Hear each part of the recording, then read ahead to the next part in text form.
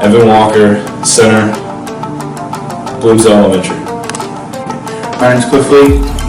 I play tackle, and I'm to the St. Genevieve Elementary. Luke Goodwin, offensive guard, Virginia Elementary. Caleb Roth, right guard, Sacred Heart. Mike Kyler, offensive tackle, St. John Elementary. Connor Lawrence, offensive line, St. Joseph Elementary. Logan Gett, quarterback, St. Joseph Elementary. Bryce Rollinger, wide receiver, Valley Catholic Elementary. Brett Beezer, wide receiver, Weingarten Reserve. Zach Bohr, running back, St. John Elementary.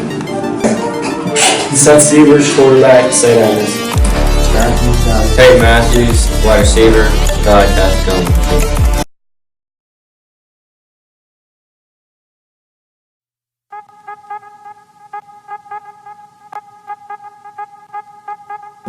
Luke Terry, Bloomsdale Elementary, defensive tackle. Bryce Rollinger, free safety, Valley Catholic Elementary. Jesse Kemper, outside linebacker, Bloomsdale Elementary. Kobe Hatfield, inside linebacker, St. Genevieve Elementary. Austin Bullock, inside linebacker, Bloomsdale Elementary. Anthony Nash, quarterback, Bloomsdale Elementary. Cliffley, defensive end, Weingarten. Evan Walker, defensive end, the Bloomsdale Elementary. Charles Finley, safety, St. John Elementary. Kyle Kiefer, quarterback, St. John Elementary. Caleb Roth, defensive end, Ozora. Dakota Arnold, defensive tackle, St. John Elementary. Christian Hale, defensive tackle, St. John Elementary. Clayton Kyler, defensive end, St. John Elementary.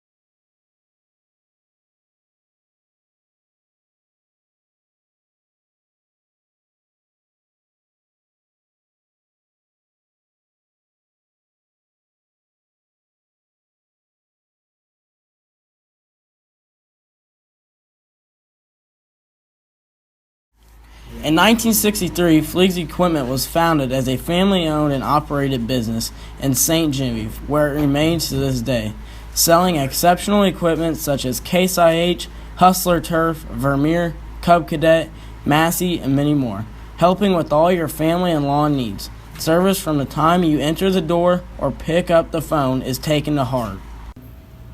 At Fleek's Farm Equipment, we ask that you let our family serve your family. go Dragons!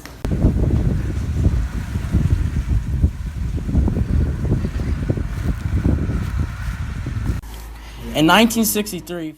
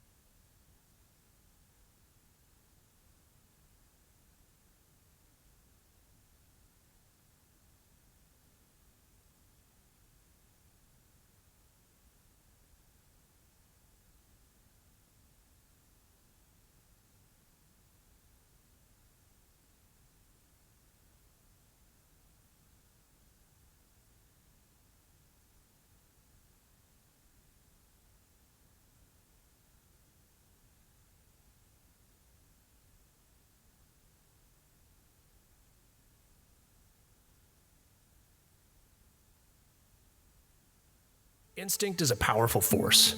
A whitetail assesses the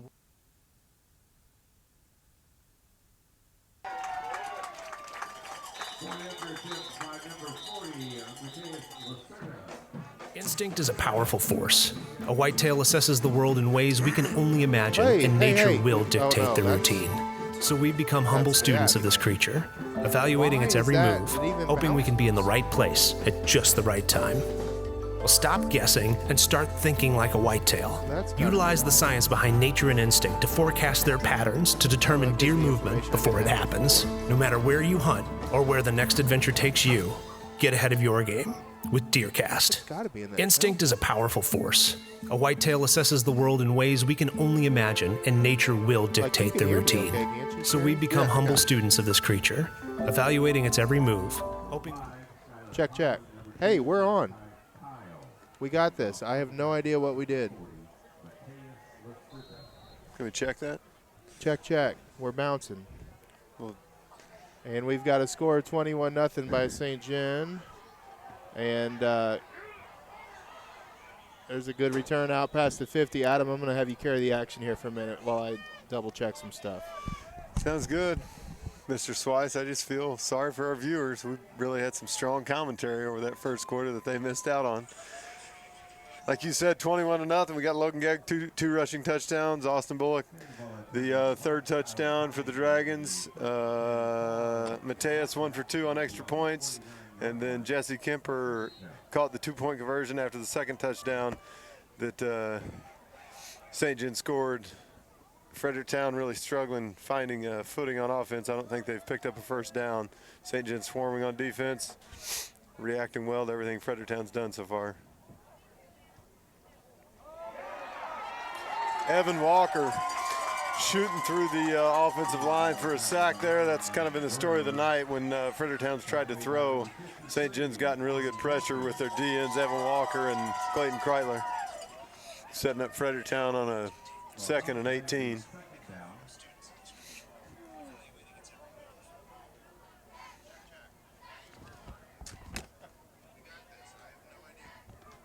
we touched on Fredericktown, or you guys didn't hear us touch on. Fredericktown likes to get the ball to number 2, Kyle, and number 3, Lout. They haven't had any, I don't even know if they've attempted any balls to Lout, maybe one. Then Kyle has a few carries, but thus far they haven't been able to get anything going on offense.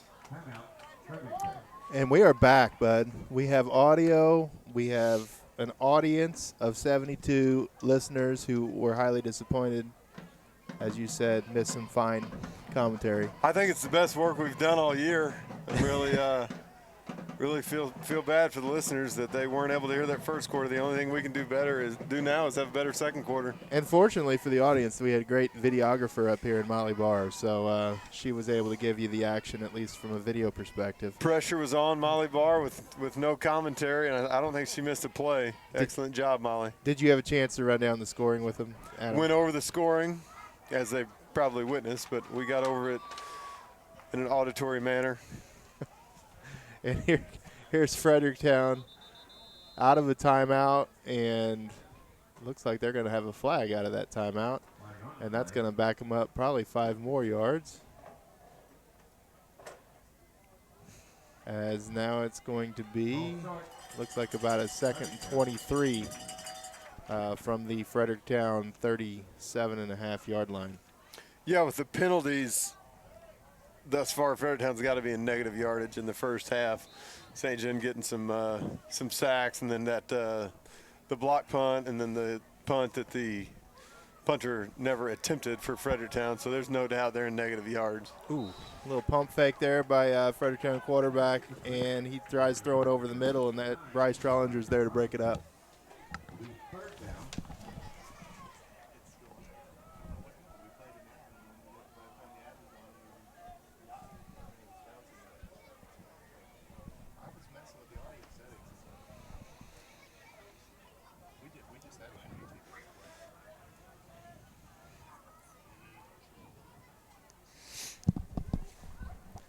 And Fredericktown now 3rd down and 23.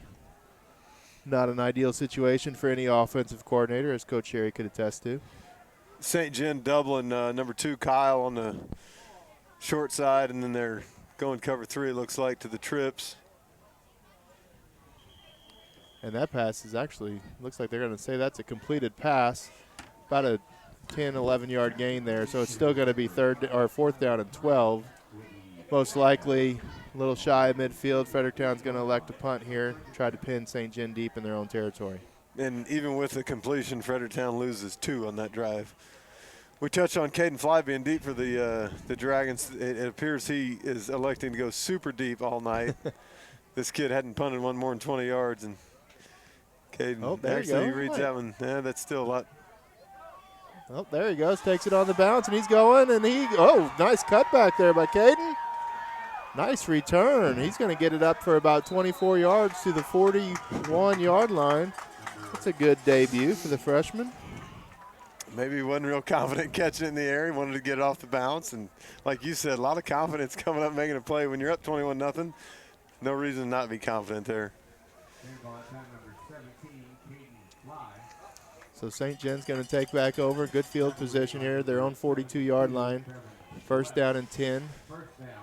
As the viewers probably have witnessed thus far, St. John doing a ton of damage on the ground. They're only 3 for 4 on the night, throwing the ball for about 30 yards, but they have rushed the ball about 13, 14 times thus far.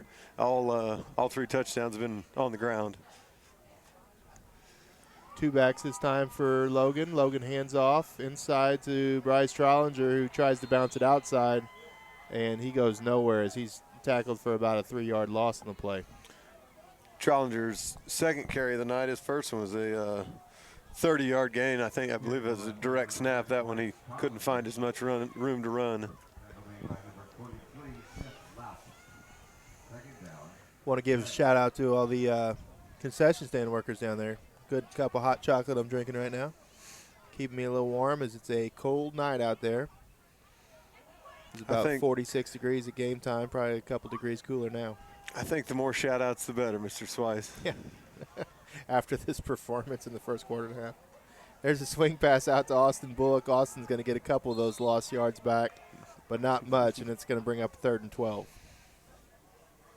St. John's been swinging the ball out to their backs, and their first time Austin got 3. That time I don't think he got any, but I think they came off of that earlier in the game and had 2 guys wide open, and Gegg just overthrew him. I think they're just trying to set stuff up with that little bubble to the back. Again, going that 2-back look out of that shotgun set. 1 back on either side of Logan. Fredericktown's walking their safety at the middle of the field. Right now they've got Boyer. St. John's got Boyer one-on-one to the white side of the field. It'd be tempting if I was St. John to snap it to Trollinger and not have the offensive line move. I would not have gone with that play, but the offensive line decided to.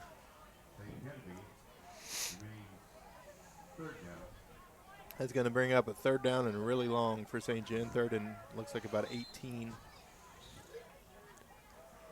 They send 2 receivers out to the left, 2 receivers to the short side here to the right.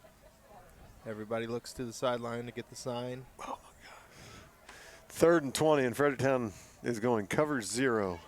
Yeah, there is risky move for a defensive coach here. 3rd and long, and you got no safety help. And there comes the blitz off the outside, and nobody there to pick him up, and Logan's going to take a sack. Not a lot of time when you got him coming like that, but you take a lot of chances as a defensive coordinator doing that. Yeah, when you're showing that kind of coverage, you're obviously coming with pressure. St. John's tackle wasn't able to bounce out and get hands on number 2, but if he could have, that could have been a potential huge play. Good kick. Good field there by number 2, and he's going to get tackled at the St. John 45-yard line. So Fredericktown's going to have great field position here on this drive to try to get a score on the board before half. There's still 6 minutes, 47 seconds left in the first half of a 3-possession game.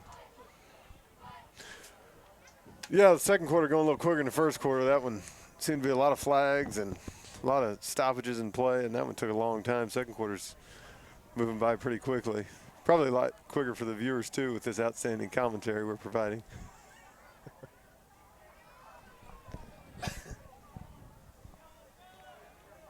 I'm not sure what's going on out here. They're picking up the flag.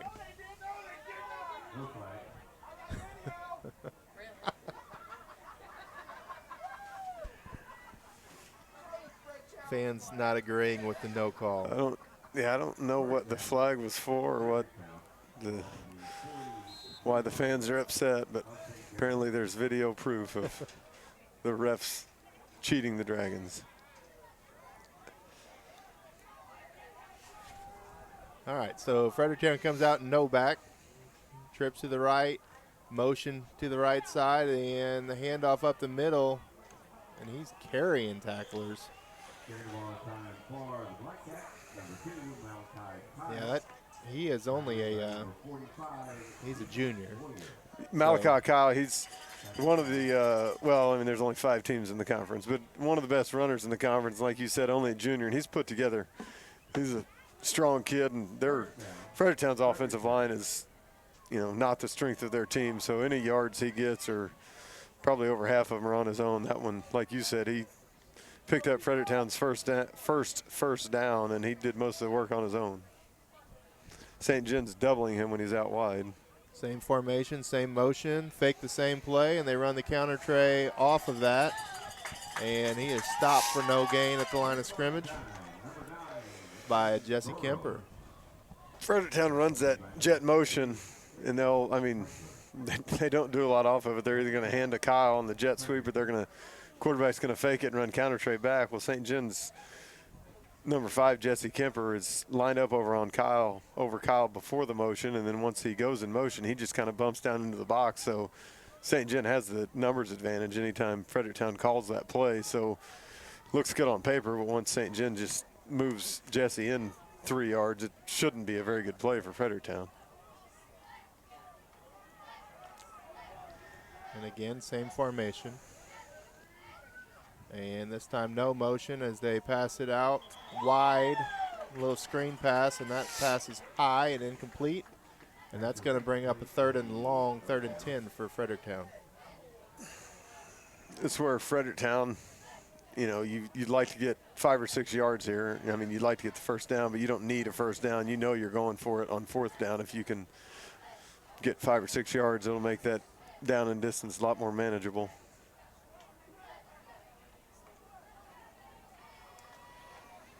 Fredericktown breaks the huddle. This time they got a back in the backfield. Trips to the right side. Little flex tight end to the left. And he rolls to the right, and he finds his receiver. Did not get a number on that. I believe that was number 14. Jeffrey Couch, senior wide receiver. He's going to get about 4 yards, and that's going to bring up a 4th down and 6. I'm sure probably 4th down territory here for Fredericktown as they're well inside St. John's territory. Yeah, like we said, try to get 5 or 6 there. 4 is still pretty good. 4th and 6, 4th and 7. You've got Fredericktown should have some plays that in the playbook for this kind of down and distance. This isn't terrible for a play caller.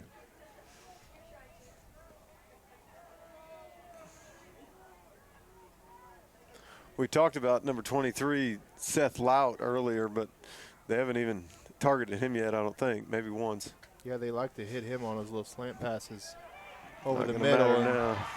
Evan Walker, he is having a great first half as he had the punt block early in the game that set up the first touchdown, had a sack in the first quarter as well, and now that quarterback pressure is going to give St. John the ball.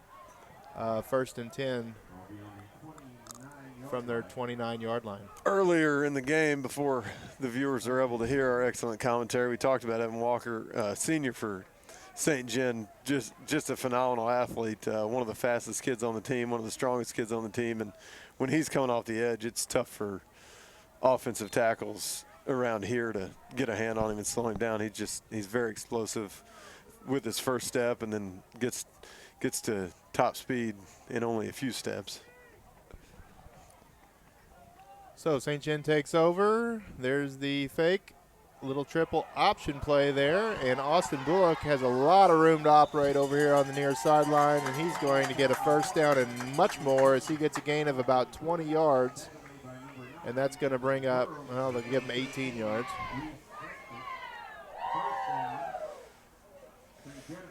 St. John's running that option, and it's a true read. Like you said, they're not blocking the defensive end. They're running veer with that, and then after that, the only guy left is taking a quarterback, and everything else just down blocks for the receiver and the offensive line, and they're just walling everything down except 2 guys. Well, they're reading the first guy, reading the second guy, and once he pitches to Bullock, there's nobody left.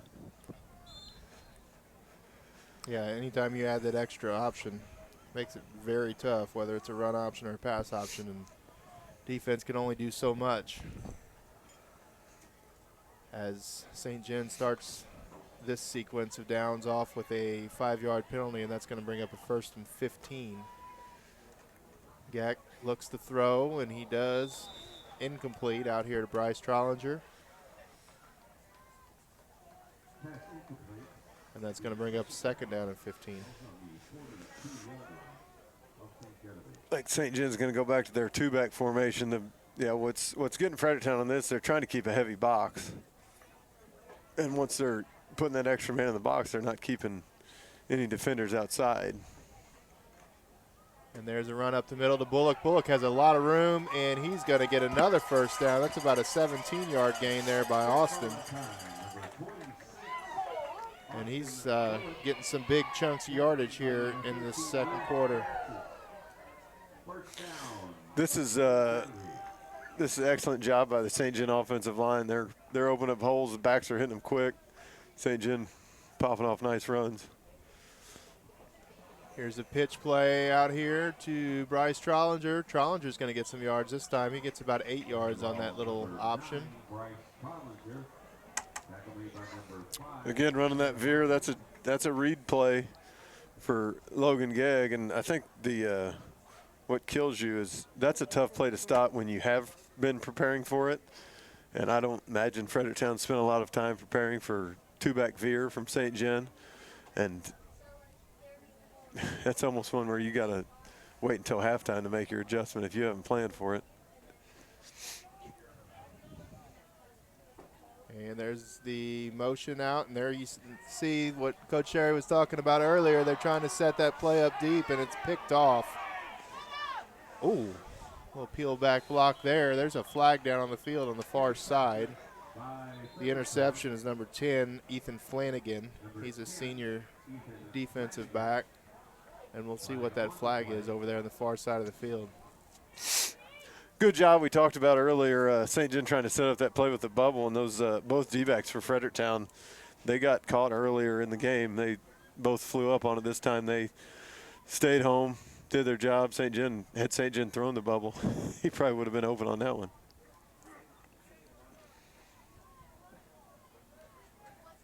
And it's going to be a personal foul.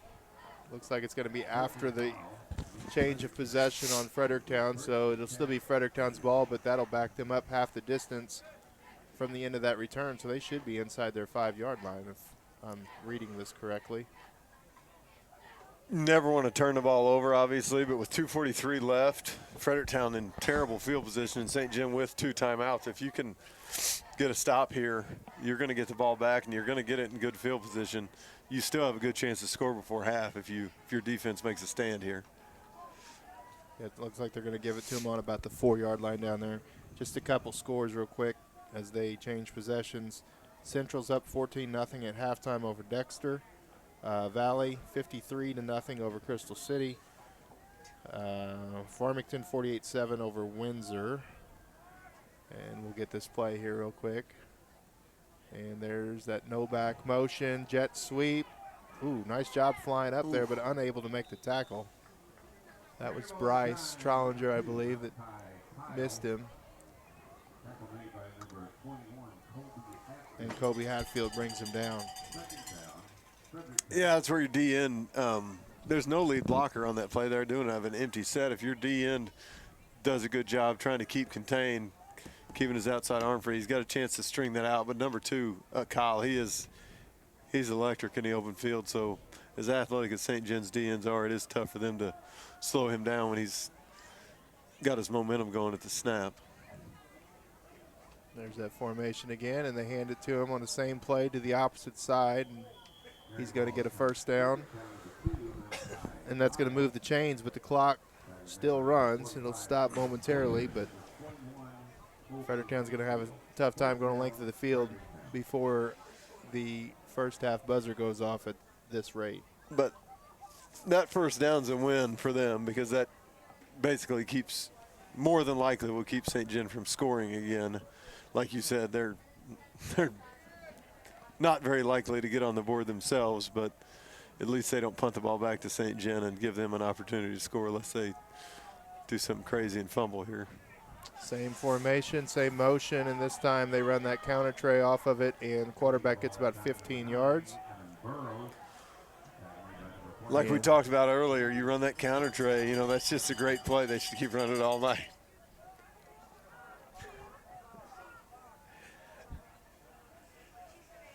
St. Pius is up on Jefferson 15-0 just before halftime in that game.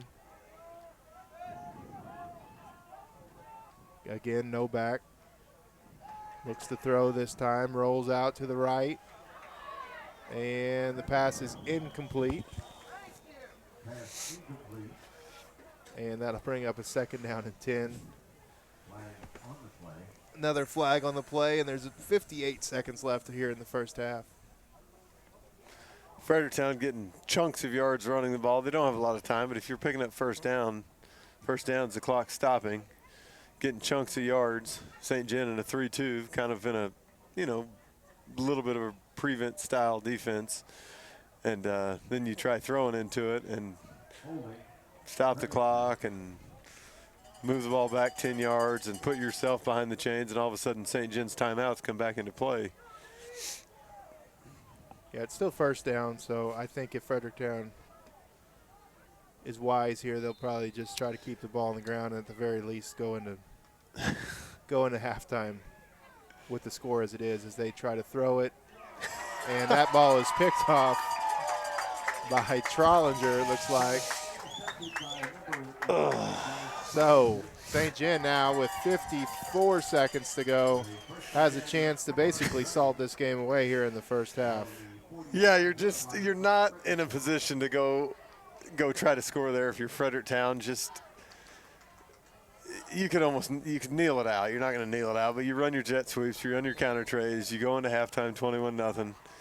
But they elected to pass. I mean, you don't have anything to lose. I guess you're the 6 seed taking on the 3 seed, but now you give St. John the ball with 2 timeouts and give them a chance to, like you said, basically ice it away.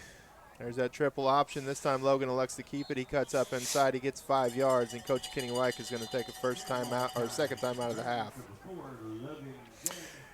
Yeah, St. John trying to string it out or get going with the run game, but when you have this little time left, you've got 2 timeouts, you're going to have to use them. But now you're going to have to start looking at throwing the ball because you can't get tackled in bounds too many times with only 1 timeout. In another District 1 Class 3 matchup, Potosi is leading Perryville just before half, 7-0. But on a side note, on ScoreStream, Perryville has 201 cheers, and Potosi has 0. So, well, hey, getting shut out on one end, pitching a shutout on the other. You take the wins where you can get them, man. That's a lot of people clicking multiple times, I think. I don't know what that means, Coach Weiss, but 201 sounds that's pretty impressive. I don't know what it means either, but I assume that means it's better than 0. Yeah. That means they wanted to stay warm and not go to the game tonight so they could stay on the internet and click like. Well, if they're listening to it, hopefully their commentators had audio in the first quarter. St. Vincent is up 27-8 over Portageville as we get ready to take the 2nd and 5 snap here. And Logan drops, he looks, and he's pressured, and he is sacked.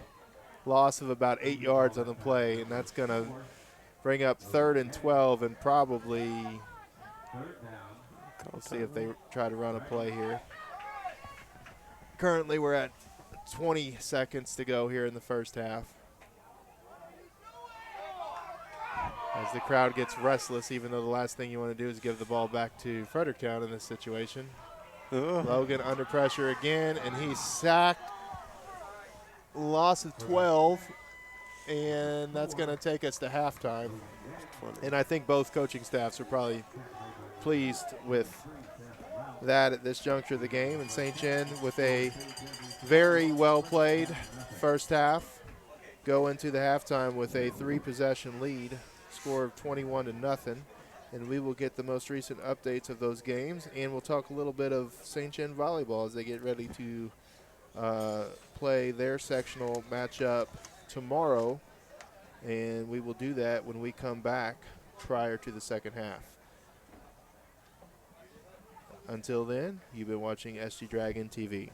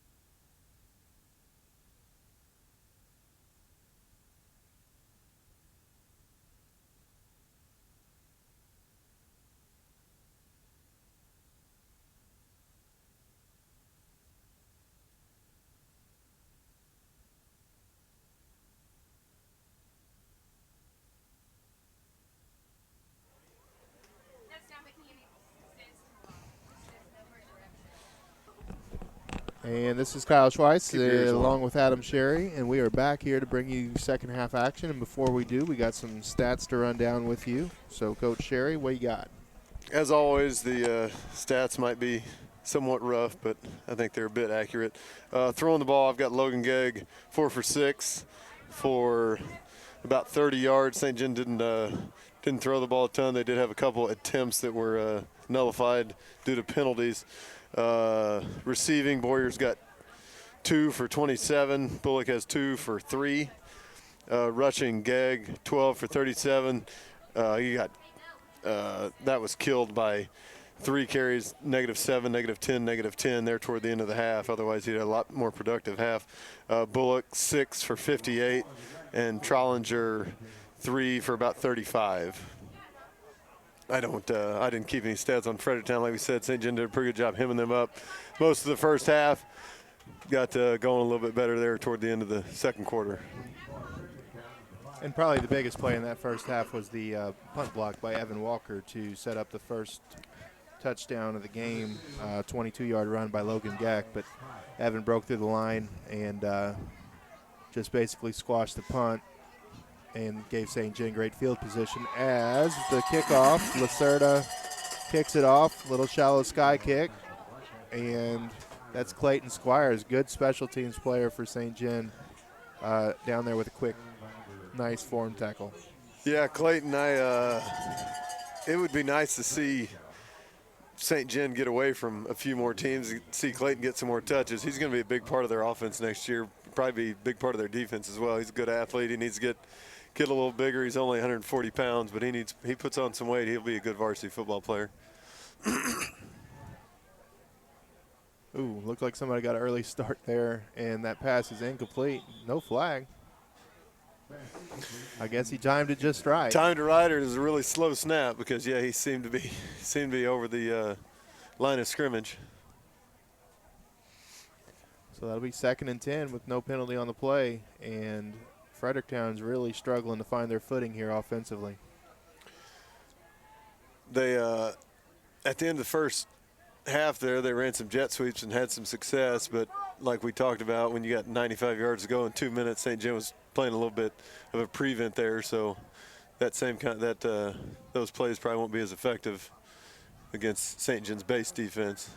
There's a little speed option there by Fredericktown, and he was a little indecisive, didn't know if he should pitch or keep, and Burrows ends up tucking, and he only gets about 3 yards on the play. Very fortunate not to fumble there. Clayton Kreitler caught him from behind and kind of pinned his arms down. If he wouldn't have had the ball really secure with both hands, that would have been a fumble and probably another turnover. So Kyle in the backfield behind Burrows. Burrows drops to throw, and there's a little slant pass, and receiver breaking tackles. And that's number 23, and we saw that a lot on film. They love that slant pass to the inside receiver, especially when number 23 is lined up there, and that's Seth Lout. Yeah, I saw. I was down on the field before the game. He's a big kid. He's listed as a tight end / wide receiver. They don't put his hand on the ground a lot at tight end, but he's a big target. The quarterback and the running back are juniors, but 23 is a senior. If they had all 3 of those guys coming back next year, they'd have a lot of potential on offense. Here's the motion from Kyle, and this time they're there for that jet sweep. Good job setting the edge over there. Who is that? Is that Doug? Jacob Boyer? Jacob Boyer, I think, is the first one there, just grabbed a leg and hung on. Then I think there was a few more guys in to clean it up, maybe Kobe Hatfield. But like you said, that's just assignment football. They're walking Jesse Kemper down to take away the counter trade from the quarterback, and if the linebackers scrape and do their job, they should be able to clean up on the jet sweep. There's no lead blocker. So again, no back. This time Kyle's lined up to the right. We'll see if he motions back. He does. And they're going to fake the jet sweep, and here comes that counter. And just like you said, there's that defender just waiting for him. That time it's Evan Walker back there. And Burrows gets ahead for 2. Evan Walker looked like he was the backside D end on that. but I guess he just stayed home, and then once he figured out what the play was, just ran the quarterback down for minimal gain.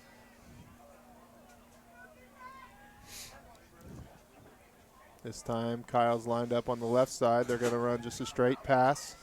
And Barrows rolls to the left, and he finds his receiver, and he breaks a couple tackles. And here comes a flag. That might be an illegal block in the back. I think that's what they got. I saw something, and then the ref went ahead and threw it. But St. John's got to be disappointed there. St. John was in a 3-1 on a 3rd and long, three-man defensive line with the one inside linebacker. You're playing cover 12 there, man coverage with 2 high safeties. Basically giving up a completion there. It's almost inexcusable. And that catch was complete to Reese Francis. Apparently the St. John fans want the reception to stand for Fredericktown, but it is going to be a penalty on the Black Cats, moving them back to 3rd and 8. Interesting strategy being employed by the St. John fans. We got trips to the right. Twins over here to the right. Kyle Coach White the could have receiver declined here, the penalty, I guess. and gave him a first down. And there's the pass over the middle. That's intended for Lout from Bowers, and that is incomplete. And that's going to bring up 4th and 8, and that's going to force a Fredericktown punt here in the opening drive of the second half. Good job bouncing back off that completion. St. John gets fortunate with the penalty there, and then good coverage downfield. Good stop for the defense. That's when you're up 21-0 in a game like this. Get your stop, try to get a score, get another stop, get another score, get the running clock, get out of here without too many people getting dinged and nobody getting hurt. Punts up, and again, 40 yards deep is Caden Fly, and it hits about 10 yards in front of him. And it rolls dead about the 21. So after the roll, that's about a 38-yard punt. So good net yardage on that punt, and St. John's pinned back inside their 20 to start the second half. Near the 20. Near the 20. Yeah, that's aside from you, who I have seen catch a punt behind his back. Catching a punt is a very difficult thing to do, and St. John's really struggled over the last probably 8 years finding a kid who was just confident catching a punt. Coach Tyson Roth was really confident punt return guy, and it's not so much about how many guys you can make miss. It's just about catching the punt to give your team good field position. And with Fly as deep as he was, he allowed the ball to roll an extra 10, 12 yards. And that's Trollinger ahead for 3 yards.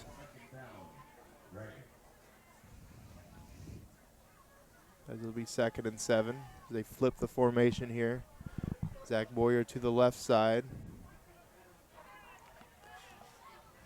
by himself, and then 2 backs in the backfield. Looks like Trollinger and Bullock again. And there's the handoff inside to Trollinger, and he's going to get about another yard, and that's it, as Fredericktown does a good job stacking him up.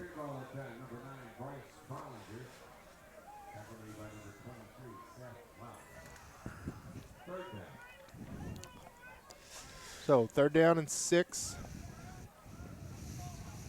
Geck by himself in the backfield. 3 receivers to his right, 2 to his left.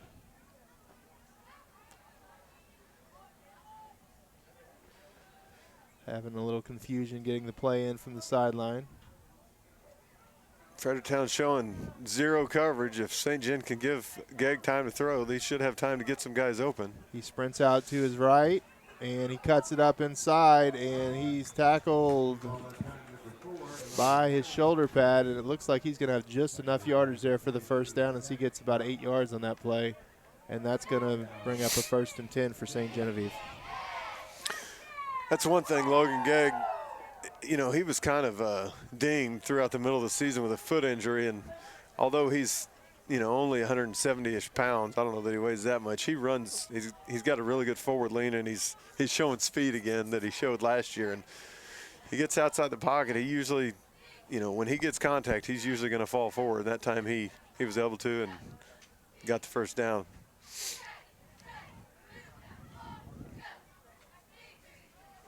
Trollinger motions to the left, and he leads the way through the hole for Logan Geck as they just run a straight lead play there with the quarterback. And he's going to get about 4 yards as he buries his head into the line of scrimmage.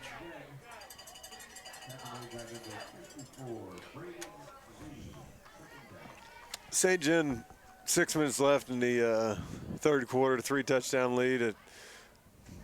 I don't know what you think. It kind of appears they're looking to just kind of maybe go on a long time-sustaining drive and just kind of milk the game away. Even if they don't score, they just want to take time off the clock, it looks like. Yeah, they're methodically taking their time here between plays and running pretty safe, low-risk plays. As we see Bryce Trollinger cut back. He's got some room over on this side. Nice cutback again. Nice run, Bryce Trollinger, and he's going to get about 17 yards on that carry. That's some nifty footwork there by Bryce. Ooh, and we do have a flag down again. Excellent run by Trollinger. Tried to go left, nothing there, bounced back, made a few guys miss. Like you said, got about 17 yards, but looks like we got a hold or block in the back on St. Genevieve.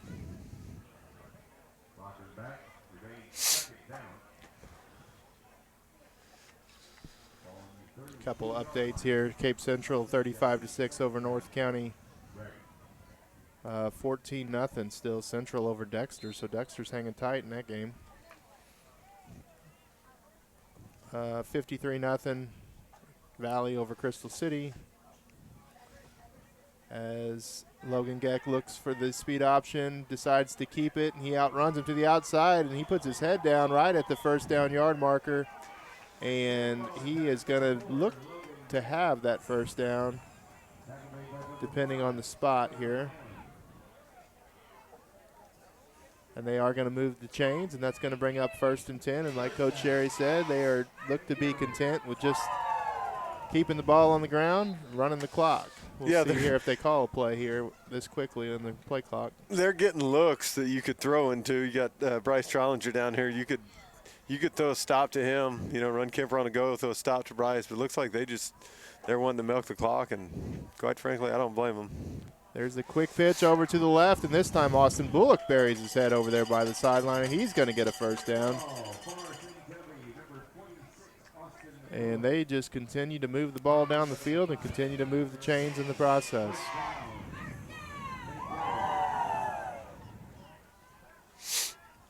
That's the main thing you're wanting to, if you're wanting to run the clock down like this, you want to try to mix up carries, not try to get one guy too many carries. You don't want him taking a lot of shots on a cold night like this on a game that seemingly is in hand right now. And Logan fakes the inside handoff to Bullock as he comes to the right side, and again, he gets ahead for 15 yards, so they're moving the ball in big chunks as they continue to march it down the field. Another flag. Flag on the play.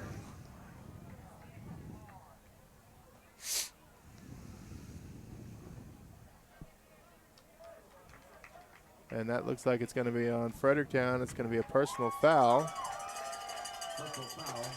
So that will automatically be tacked on at the end.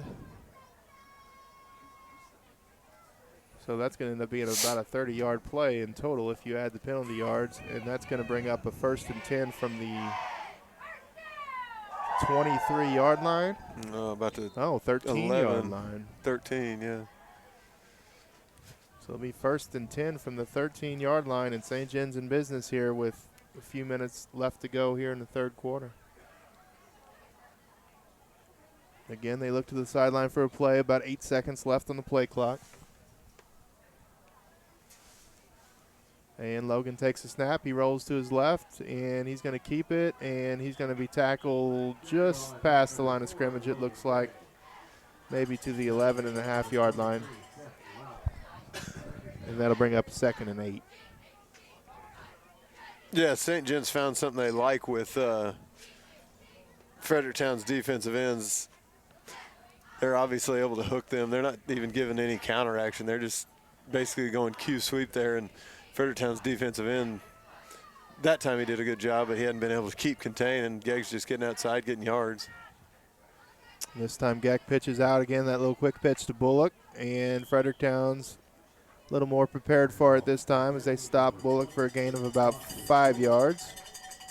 Be 3rd down and 4. 3rd down and 5, we'll call it. Potosi is winning 14-7 as Perryville just got on the scoreboard in the 3rd quarter. How many likes is there then? Looks like still 201-0. Okay, well. The Perryville fans are losing interest. And Logan rolls to the right, and he is sacked back at about the 10-yard line. So that's going to bring up a 4th down in about 7. See if maybe they want to bring Mateus in for a field goal. I would think you'd think about it, but if it were me, I'd wanting to look at that running clock. Oh, St. John. Here he comes. Trying to get a Mateus Lacerda. Maybe a school record here. I'm not joking. That may be true. And here's the snap. Here's the kick. And it is up, and it is way long, and it is good. It is through the uprights. I did not think I'd ever see the day where St. Genevieve High School would kick a 28-yard field goal, but they just did it. Congratulations, Mateus Lacerda. St. Genevieve not known for their kicking prowess and developing Division I caliber kickers. Or 2 or 3 or anyone who can necessarily go 50% on their PATs. XFL.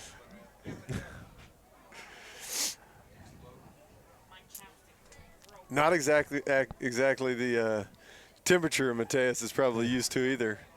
So impressive that he was able to fight through the elements and put it through. Probably a little warmer in Brasilia than it is in St. Genevieve, Missouri on November the 1st during a cold front. And Mateus kicks off, and it is high, and it is short, and it is bobbled, and it is picked up. And that's Kyle, not the guy you want. Oh, no, that's not Kyle. That is Kyle. That's number 3, isn't it? Is it number 2? Kyle. Yeah. They don't have a 3. And guess what we have? We have a flag, shockingly.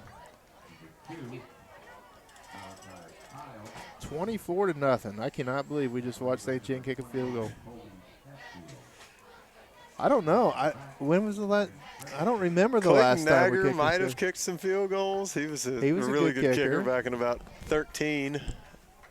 That was about the only one I can think of. I remember Kellen Stolzer kicked a field goal to win a game. Was it overtime or was it against Festus? Festus in overtime. They won 10-7. 2005. That was a bloodbath. Those were 2 really good teams. That was one of the most physical games I think I've ever seen. That was right here on the south end zone. Got it. And there's a deep ball, and he is wide open, underthrown just enough to give time to break that ball up. That was number 20, Brett Beezer, who was beat on the play, but made up for it thanks to the underthrown ball. Yeah, Brett, one of those two-way players for St. John, does a good job on offense. Did let that guy get behind him, but like you said, he was close enough that he was able to mess with his concentration a bit. Yeah, that field goal that Kellen kicked, I think it was probably maybe 25-yarder, and I think it cleared the crossbar by about 1.5 yards. That was during my scouting days, so I didn't get to witness that one in person. Oh, nice tackle there. Good job again. Good penetration there. Luke Terry gets in the backfield, makes him bounce outside, then Clayton Kreitler is there to clean up. Running their counter tray again. Yeah, Kreitler, he got through without getting kicked out by the guard, and he hammered Kyle, and then about 3 other green jerseys piled on.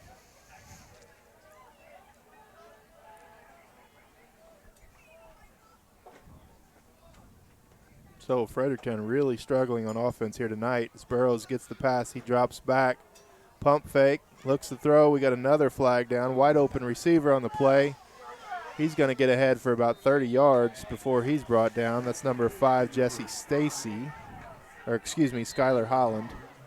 But, again, we got a flag down at the feet of one of the offensive linemen, so it looks like it's going to come back, as it will. It is a hold on Fredericktown, and every time they do something seemingly well, it ends up coming back in the opposite direction.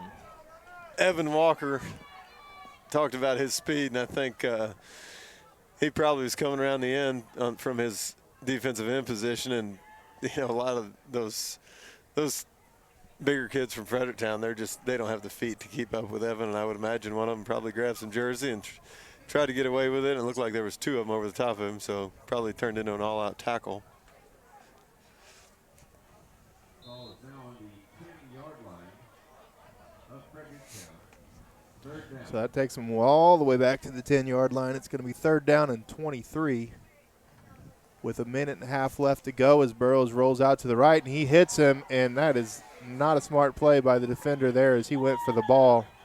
All he needed to do there was wrap him up, and he would have been well short of the first down, forcing a punt from Fredericktown, and now it looks like Fredericktown's going to get first down yardage on that 23-yard pass play. Yeah, the St. John defender there, I didn't exactly catch the number like you said. That's not a time to take a chance. Just he was in trail position. Let him catch it, tackle him. You got a 4th and 12. They're going to punt. Don't go for the pick there.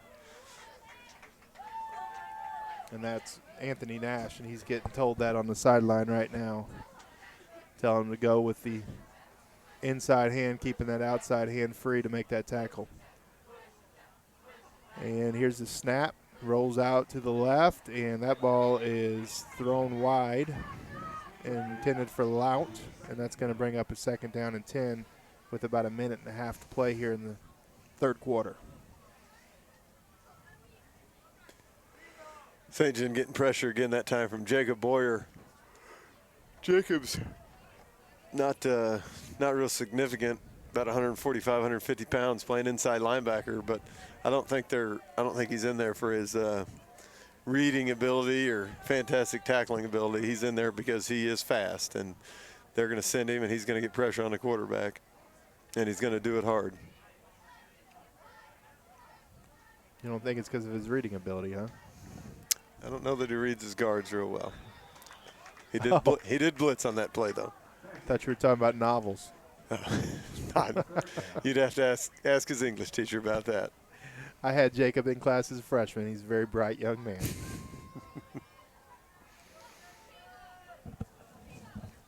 So another incomplete pass. That's going to bring up 3rd down and 10. Getting a little chilly up here at Molly Bar. Coach Sherry shivering a little bit over there? Really, Yawning, when shivering? it's 24-0, there's nothing better than a bunch of incomplete passes to stop the clock and make the game last longer. Coach Sherry's in the midst of CYC hockey or soccer right now, so forgive him if he wears out on us. It's winding down. And here much is like sack. the Black Cat season. He's winding down very quickly. Christian Hale back there on the sack. Looks like Zach Boyer was back there. Clayton Kreitler again. Tell you what, Clayton Kreitler's going to get some votes for Defensive Player of the Year, I think, in the conference. He's had a heck of a year from that defensive end position. He's very, again, we talk about Walker being athletic. Clayton Kreitler, very athletic, and he's probably, pound for pound, he's the strongest kid on St. John's team. All right, here we go. We'll see what Fly can do now. There we go. Oh, right away, a flag. You didn't even give him a chance. But good job by Caden coming up on that play. Look at those gold-plated shoes. Snazzy. Looks like maybe one of St. John's coaches finally told him, have some confidence, scoot up a little bit, go catch the ball. But, yeah, that was a real confident play. There was defenders around, and he didn't hesitate.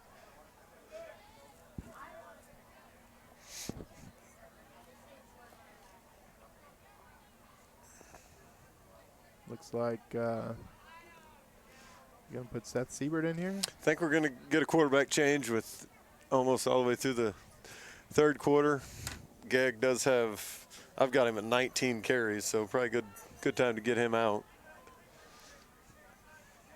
Holding Fredericktown and holding against St. Genevieve. Re-kick it. Give Fly another shot. Offsetting penalty. Maybe there won't be a quarterback change. Maybe they just knew what was going on there. They got a Chinese fire drill going on down there right now. Bodies coming in, bodies going out.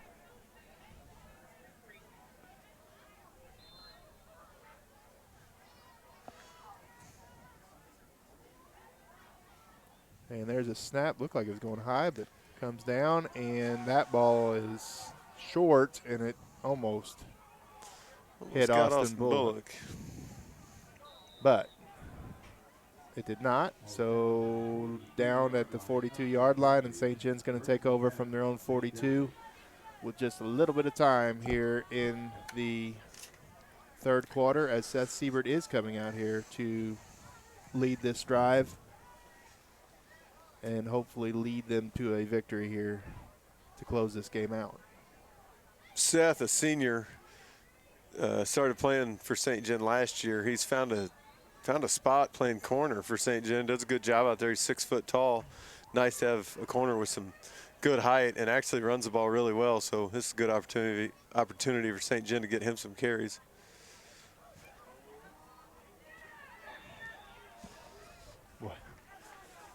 I kind of felt for number 10 there.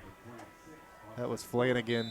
He was sitting out there squatting, and Austin was getting a full head of steam, and I think he was ready to put his shoulder down and mow over him, but he had some pursuit coming from the inside that changed his course at the last minute. But we've seen Austin do that many times this year, where he just lowers his head and buries somebody into the ground.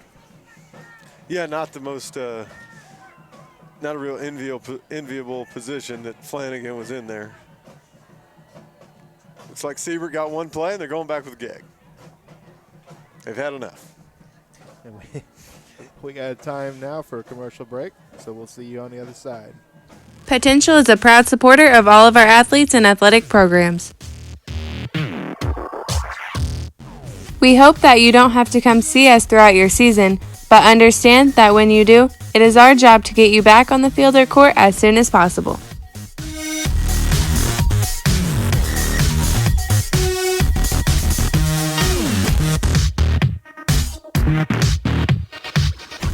We wish all of our community's athletes safety and success and look forward to continuing the positive partnerships we've developed with our schools.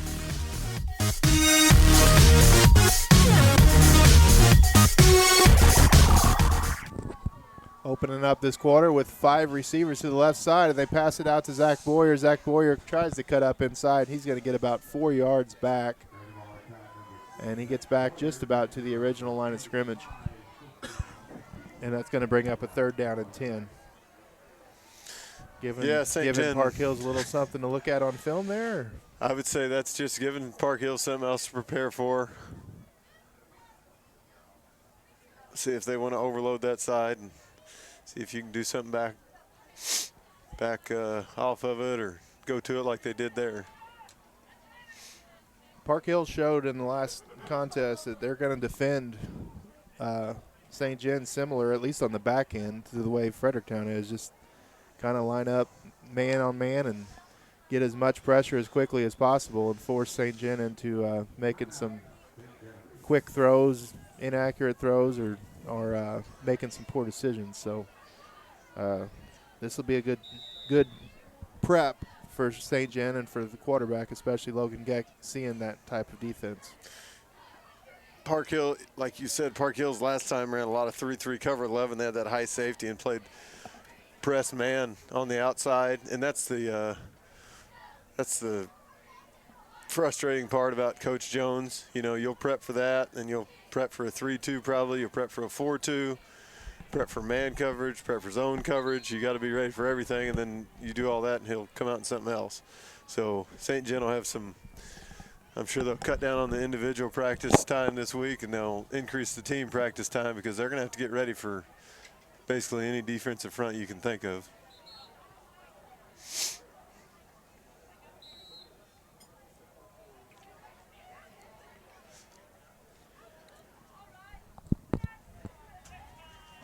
Here we got Geck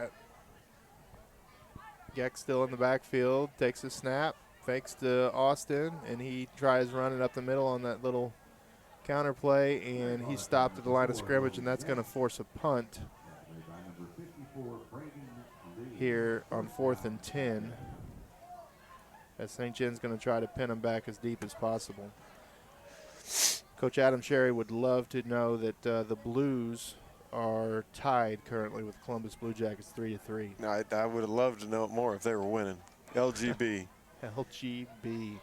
Nice punt there by Logan, and that ball is going to roll dead about the 11, 10-yard line. So nice job there by St. John's punt team. Good execution by Logan, and that's going to bring St. John's defense on the field here to ice this game. Technically still a 3-possession game with 3 scores and 3 two-point conversions, but St. John's been in total control of this game from the start. St. John's defense has showed up. They've, like you said, they've done an excellent job. They've had a few times where had receivers come open. One time had a penalty, bring it back. One time had a bad throw. One time had a catch and run that actually got the first down. But they've done a good job defending the pass, and for the most part, really good job defending the run. Other than right there at the end of the first half, Fredericktown got some yards. Right now, you just keep everything in front of you, wrap up, gang tackle. Got to get lots of bodies to the ball because Fredericktown's probably not going to sub here. If you got seniors, you're going to let them play, and juniors, there's no reason to sub them out. So, St. John's probably going to be rotating some bodies in. They're going to need to keep 2 hemmed in. Don't let him get loose.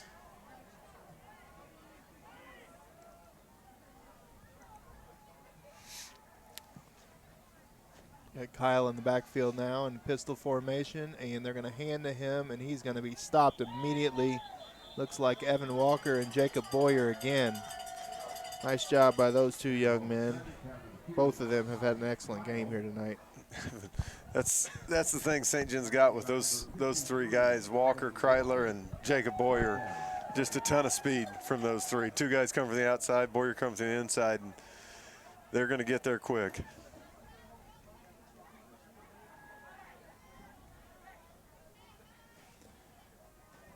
Again, pistol formation look here.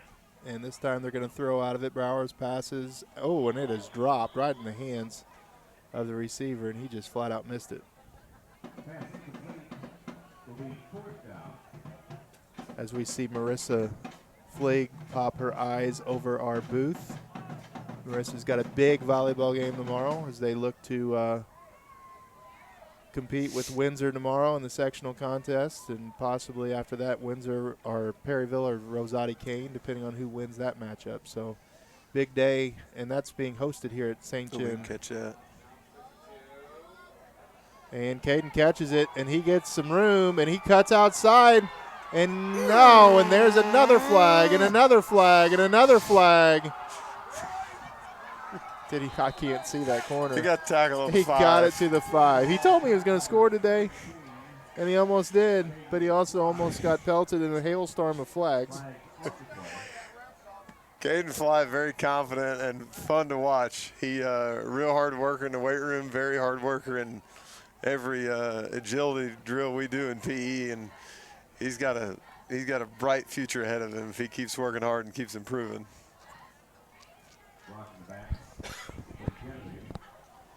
Plays like that opens the coach's eyes. They may find a place for him on the offense too.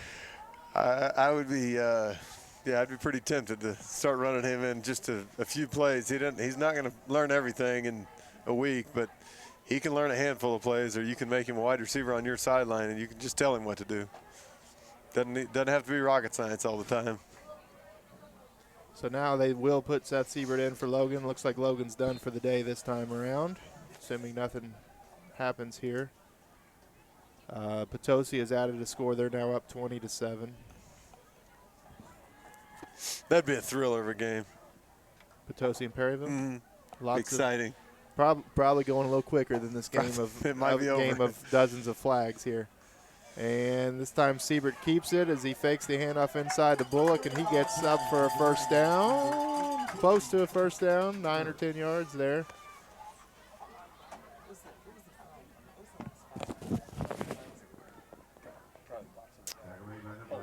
St. Pius is up 21-0 over R7. And those are about the only games that are competitive here tonight. Central's up 20-0 now over Dexter. And Siebert takes the snap, and he hands to Bullock this time. And Bullock's going to get enough for the first down as the clock continues to tick down after they reset the chains. And we'll see if Seth can lead them down to a touchdown here to finish this game off. St. John, like they were doing in the third quarter, probably going to let it run. Hopefully let the clock get down inside 10 seconds. This is when, I mean, I'm not just saying Fredericktown. Most teams, if you're down 24-0 with 7 minutes left in the game, it takes a lot of character to keep giving it everything you got. Ooh, and there's a fake to McBride as Siebert spins out of there. And he's still on his feet, and he's turning forward, and he's going to get to about the 29-yard line. It's a gain of about 6 yards, and there was nothing there. Seth Siebert was, he played JV quarterback last year, and he had the rare combination. He was their JV quarterback and shotgun, but then when they went to their power I package, he rotated back to tailback. So he's got the ability to be a power runner as well as a pretty skilled runner in the open field.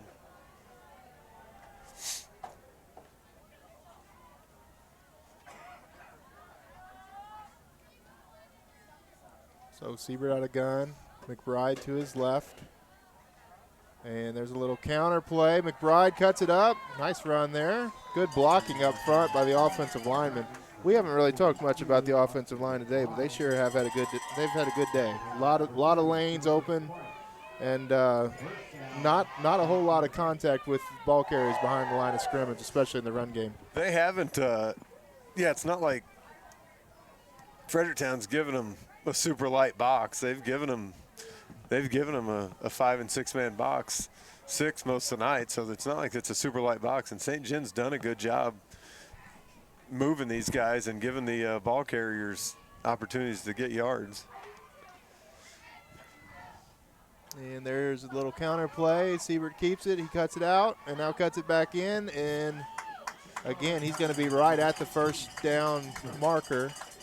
Probably just a little bit shy again, so it'll bring up a 3rd down and short. Well, now you see Fredericktown had those defensive ends we were talking about that just kept getting hooked. So now you see Fredericktown in their 4-man front, and they basically got their ends ghosted out there, and now St. John's hitting them with counter tray instead of just that catch and run Q sweep that they were going with early in the game. 5.5 minutes here to go in the 4th.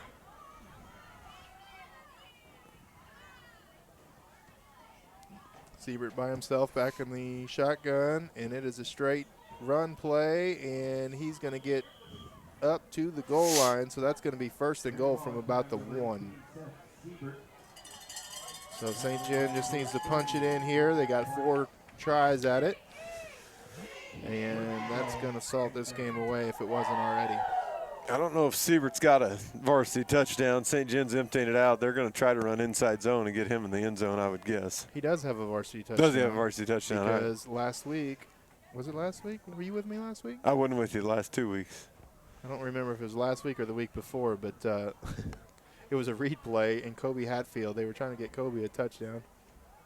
And Kobe walked into the end zone, but then Seth kept it. And he also walked into the end zone, so. But this time he's stopped in the backfield, so that'll keep the clock running. Not necessarily a terrible thing. Obviously you want to score, but when we have the ball, that clock's going to run, whereas when Fredericktown has the ball, chances are the clock might be stopped. So it'll be 2nd down and goal from the 4. I don't know where the ball is. It the 4? At the 4. About the 3. Can't see that far. So Siebert takes a snap and walks in. He pulls, and he's going to walk in to the right. And that's going to be a touchdown for Siebert, and that's going to make it 30-0 St. Genevieve. St. John's run that veer a ton tonight. They've run it all year. I don't think they've run it with a ton of success. Obviously, Fredericktown hadn't prepared for it, and St. John's gashed them with it tonight. Here's an interesting score. Festus 41, DeSoto 0. DeSoto beat Festus earlier in the year. That game was at Festus, and then tonight again was at Festus. DeSoto, it seemed like after they beat Festus, did they win again? They lost their last 3. I don't know that they won a game after they beat Festus. They had Hillsboro and they lost to them, and then of course we put it on them. And last week they lost again. This week they lost. Yeah, last week they lost Potosi. They're trying to change that culture up at DeSoto, but it's just taking a few years, I guess. Basketball season.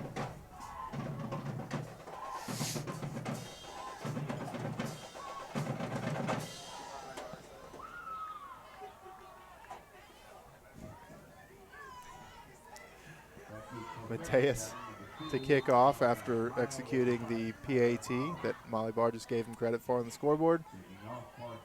And, that should have been St. John's ball.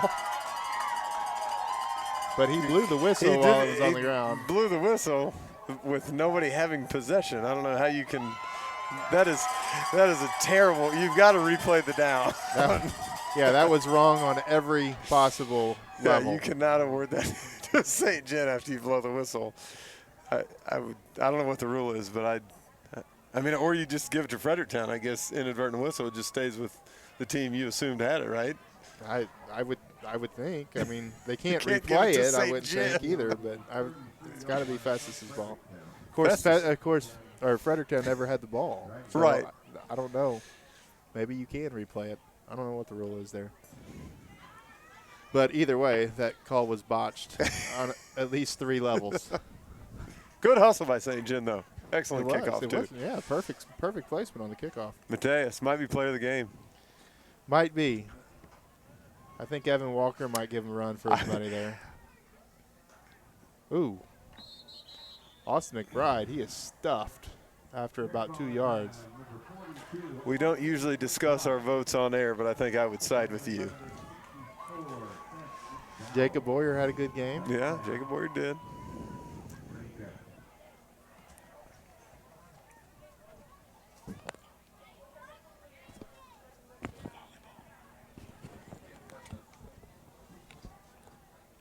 So it looks like it's going to be 2nd and 8, and while we have a minute, actually we'll wait till this play is over.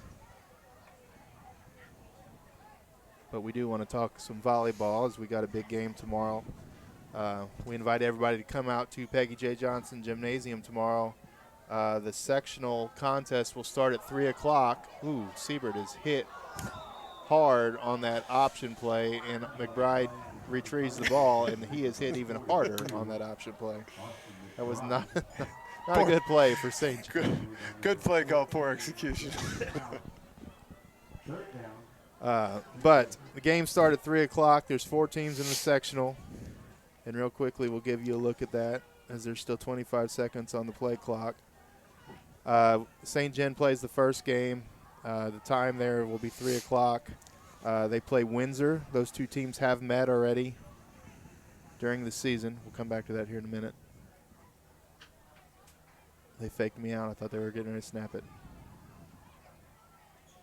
And there's a low snap, and again, he breaks through the line of scrimmage, but Siebert keeps it, and he's tackled right at the line of scrimmage.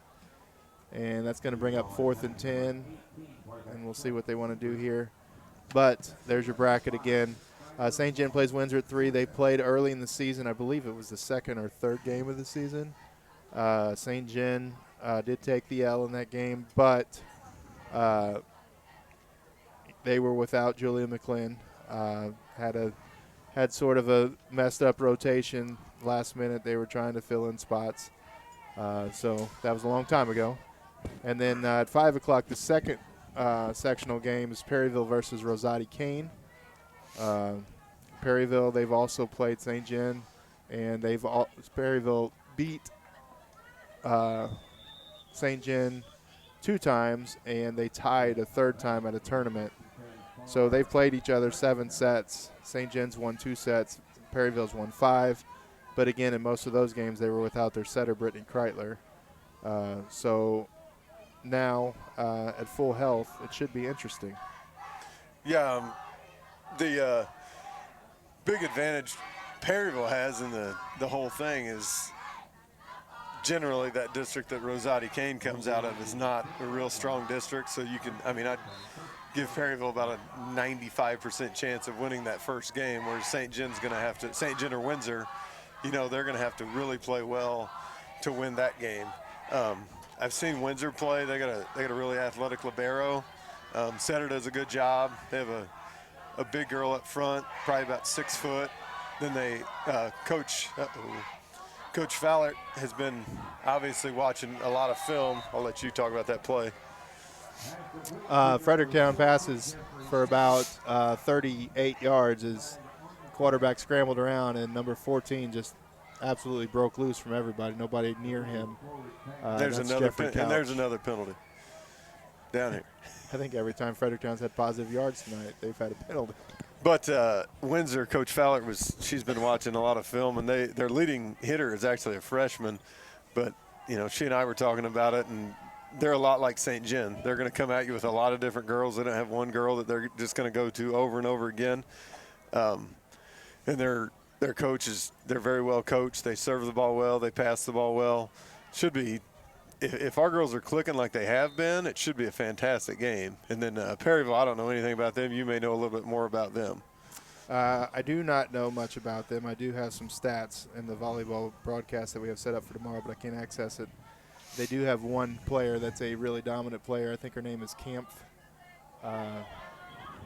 She's a 6'1" middle, I believe. So they're going to have their hands full with her if they get to that level and if Perryville gets to that level.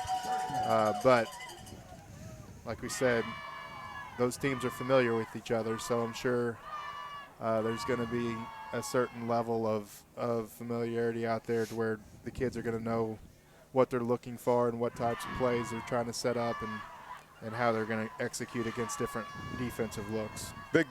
Big thing for St. John is, I think they had a lot of struggles throughout the season, but they stayed the course. The coaches were allowed to coach. The parents didn't get involved, let the players play, and in doing so, they were able to kind of peak at the right time. That's if you want to have a successful program, your coaches have got to be allowed to coach. And like you said, they had a ton of injuries. It wasn't like they were at full strength for very many parts of the season. And once they've been at full strength, they've shown that they're a very formidable, very good team. Yeah, very exciting night on Tuesday night up at Festus. We were up there to bring that game to you on SG Dragon TV, and they played with a lot of emotion. They communicated well, and really they executed not perfectly. They had their mistakes, but they played with max effort all night long. And there's a complete pass, and that's going to go for a touchdown. Oh, boys, don't do that. That is going to go for a 93-yard touchdown with 17 seconds to go. And that'll, if nothing else, give a little bit of stats for Fredericktown. I don't know why I keep saying Festus. They get 93 yards. The starters are mad because, as you know, a lot of people don't get enough credit to a shutout. A shutout is really hard in high school football. Your offense can't put your defense in any bad positions. Your special teams have to come through. And, of course, your defense has to play excellent. And then when your younger guys get in, they can't make mistakes. And you can see the starters down there on the sideline for St. John are up. They're not mad at the younger kids. They're just disappointed that they couldn't get a shutout because shutouts they're rare and they're hard to get in high school football. And the PAT is good, and that's going to make it a 31-7 game. 17 seconds left, and we will update this bracket based on the scores that we're seeing in front of us, and they're not final, so if miracles happen somewhere, it could change. But there you're looking at the District 1 Class 3 bracket, and we got Kennan at the top of the bracket. They're going to host Potosi next week. Did they win? Who? Kennett? I did not look up a Kennett I score. don't think we can assume anything, Mr. Swice. The Donovan Dons may have had a huge upset. I am going to go ahead and put Kennett through, even though I have no clue what the score of that game was. They will play Potosi, and then Park Hills defeated Dexter, or is winning against Dexter 20-0. And then St. John obviously is going to win this game here. So St. John will go to Park Hills. Now, we don't know for sure if we're going to be able to bring you that game or not. We will be in contact with Coach Chad Bradley first thing tomorrow. Make sure we reserve a spot. But if our volleyball girls would happen to win tomorrow, we will have to see, because that game they would play Friday and Saturday next week down in Cape Girardeau for the state semis and finals. So that is still a possibility. But other than that, I think we'll probably be able to bring you that game, assuming that they'll be able to make room for us out there at Park Hills, which they have a good field house out there. So I think they can probably accommodate us, even though there'll probably be about 5 radio stations there. It might be a little tight there. They only have the one side, and you may be on top in the cold. Ooh. I will not be joining you for that game. I will not be able to make it. Because it's cold? No, I've got 2 10-year-old volleyball games to attend, which I know sound exciting. Will Molly Barr be able to make that game? Yeah. All right. Molly is as reliable as the sun, because it comes up every day. Rises in the east, sets in the west every day. Even when it's cloudy, it does. You just can't see it. That was deep. All right, so there was an injury on the field with 17 seconds. Fredericktown's getting ready to kick off now. And we will bring you this kickoff return. St. John's.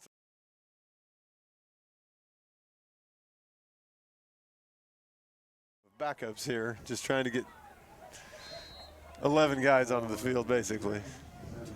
And here we go, and it is an onside kick, and it is fallen on.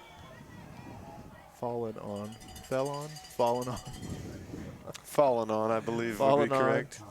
By Thomas O'Brien. That's okay. We're down to 16 viewers. There's nobody really paying attention anymore. Thomas O'Brien, my man. Even with his perm. Good-looking perm. Good-looking perm. He made a touchdown-saving tackle last week on the last play of the game. And they'll line up. Siebert's going to take a knee here, and St. John's going to officially move on to the second round of district playoffs to play Park Hills Central next week at Park Hills, 7 o'clock. Volleyball game tomorrow at 3 o'clock. If they win that game, they would play again at around 7 o'clock.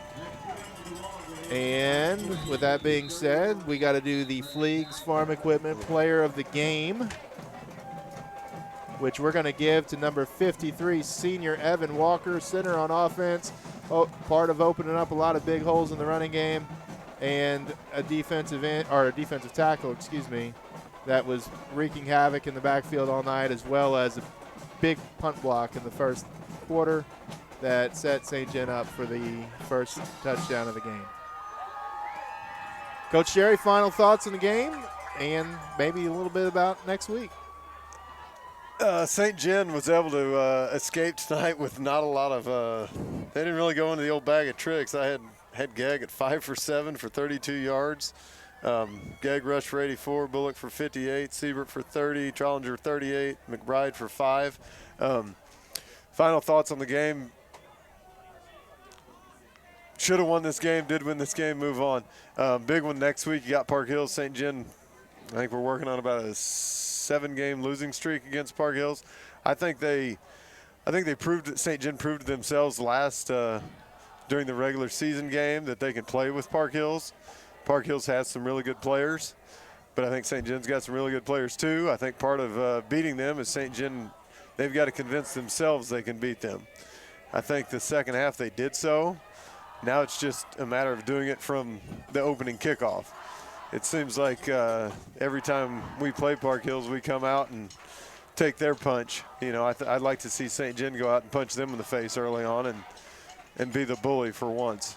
So, you know, I think that's what it's going to take. It's not going to be a quarter or 2 quarters or 3 quarters. It's going to take 4 quarters. And, you know, you got to play like it could be your last game, because that's what playoff football is about. If you don't play scared, then you're not going to be successful. And you don't play scared of your opponent. You play scared of what could happen if you don't win.